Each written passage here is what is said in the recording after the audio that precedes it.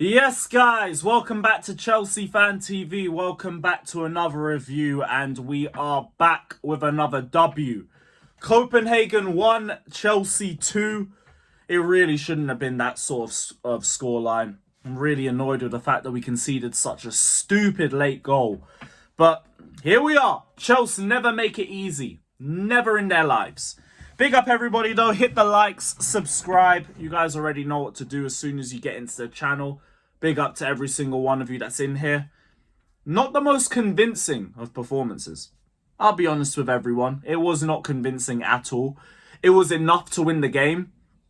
But it was enough mainly due to the personnel that we had available to us. Because we made the rotations that we did, we had a pretty good bench. We utilised the bench, and it led to us having a better second half and a better performance in the second half. That is really just the story of the game. That's it. Because the first half, oh boy. Oh boy. We weren't terrible in the first half. Don't get it twisted. A lot of people are going to say it's garbage. It was just terrible in the final third. Like, we had control. We didn't use any of that control. We barely made any chances with that control. We had about 2 attempts on goal. Both of them were off target. Bar that, nothing. We didn't do nothing. And Copenhagen didn't do anything as well. So that first half just flew by. It was like watching paint dry. I won't front with you guys. It really was. And obviously, when you're in the Conference League, as clear favourites, you expect to have a much better control of games. But all we had was control. I'll be so real. That's all that we had. We didn't do anything with it. Reece James was very safe in possession. Palmer, I didn't think he was that great in the game overall. Caicedo was decent. He was just decent. And then in terms of the forward line as a whole, it just screamed very disjointed. Now, what I was annoyed with Maresca for was, why did we do Gusto at left wing? Like, anyone who looks at the lineup that we put out, you would think that Gusto would be overlapping from the right-hand side. Why did we have him overlap from the left when he's barely looked comfortable on the right? I don't get that. And that's part of the reason why we didn't look so good. But obviously, he went off injured like 20 or 20-something minutes in. We got Cucurella coming on, and we got a bit better in terms of the game overall. And that was it. The rest of the attack, Palmer didn't do too much and was dropping deep so much he could barely even get involved in the final third. And the rest was just Schimwaker, who I don't have a word to say about his performance. He was just there, barely got any touches of the ball, showed some decent strength, but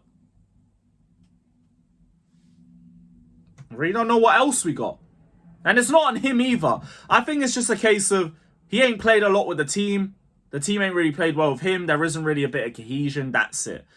Tyreek George, promising performance. Did have some shaky touches and everything at the start, but that was about it.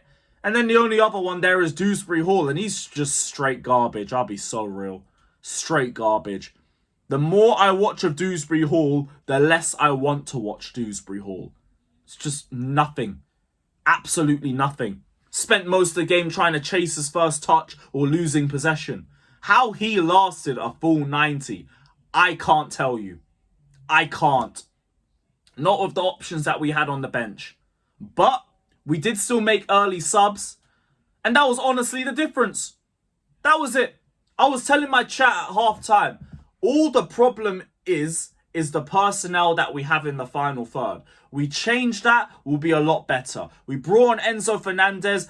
Suddenly, we got a bit more progressive play from the midfield because Reece James was just doing the safe thing.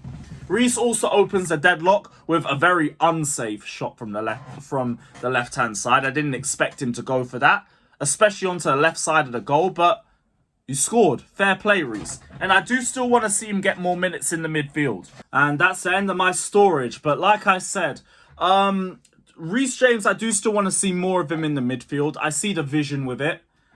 I think for him, he just needs to be a little bit more comfortable in that position. That obviously comes with time. Conference League is a good league for him to keep learning that role like that. And I'm sure he's going to get a start against Leicester in that sort of position as well. But good finish from him. I think the more he plays there, the more risks he's going to be willing to take in terms of his passing. But the substitutions were the main change for the game for us. Enzo Fernandez, Cucurella, Who else? And Nkunku. They all combined as well for our second goal.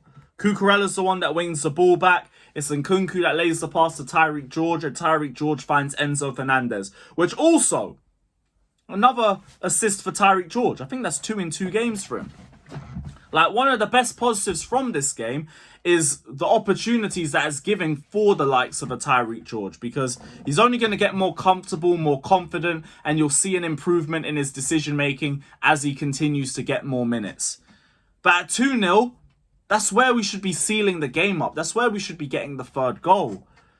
Instead, we conceded off a stupid set piece. And there's a group of people that need to be held accountable for that. Levi Colwill, man wanted to do after he scored a goal against Southampton. This is why you don't do this so soon, especially against the team bottom of the table. You came off the bench and you were garbage. And you yet again misjudged the flight of the ball and the timing of your jump. Again. Dewsbury Hall loses his runner. And also, why is there 2-man unmarked at the back post? That's on the set piece, coach. All of you man gotta hang your heads in shame for that one. Disgusting. Disgusting goal to give away. And now the tie is not done.